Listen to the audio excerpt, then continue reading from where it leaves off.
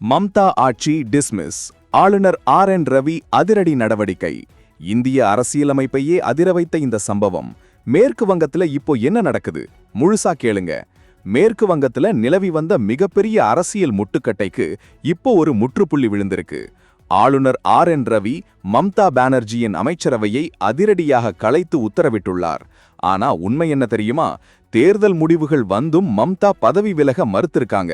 மின்னணு வாக்குப்பதிவு இயந்திரங்கள்ல, அதாவது EVM மிஷின்கள்ல முறைகேடு நடந்ததா அவங்க ஒரு பெரிய குற்றச்சாட்டை முன்வச்சாங்க. இதனால ஏற்பட்ட சட்டம் ஒழுங்கு பிரச்சனைய காரணம் காட்டி அரசியலமைப்பின் 174வது பிரிவின் கீழ் ஆளுநர் இந்த அதிரடி முடிவை எடுத்திருக்காரு. இப்போ மம்தா பானர்ஜி முதலமைச்சர் கிடையாது. நம்ம தமிழக ஆளுநராக இருந்த RN ரவி இப்போ கொல்கத்தாவில் எடுத்திருக்கிற இந்த முடிவு இந்தியா முழுக்க விவாதத்தை கிளப்பியிருக்கு. இது ஜனநாயகம் இல்ல, இது பிடிவாதம் அப்படின்னு ஆளுநர் மாளிகை அதிகாரப்பூர்வமா இந்த அறிவிப்பை வெளியிட்டிருக்கு. கொல்கத்தா தெருக்கள்ல இப்போ பயங்கர பதற்றம் நிலவுது. மம்தா தரப்பு இப்போ நீதிமன்றத்துக்கு போக பிளான் பண்றாங்க. இது மேற்கு வங்க அரசியலோட ஒரு முக்கியமான திருப்புமுனை. அடடா, அடுத்தது என்ன நடக்கும்னு யாருக்குமே தெரியல. இந்திய ஜனநாயகத்துல இது ஒரு மிகப்பெரிய சட்ட போராட்டமா மாறப்போகுது.